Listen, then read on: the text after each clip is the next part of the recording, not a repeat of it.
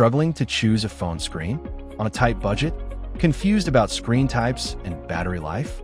Let's help you understand the differences between OLED and LCD. First, let's discuss performance.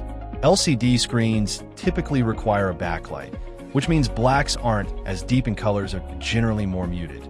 However, LCD screens come with no worries about burn-in and are more durable, making them suitable for everyday use. In contrast, OLED screens do not have a backlight layer or a liquid crystal layer.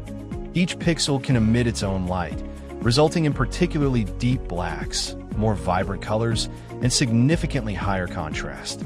The overall quality of OLED screens is much better than that of LCDs. Some people argue that OLED screens can be harsh on the eyes, but this issue can be easily resolved by switching your phone to night mode or lowering the white point.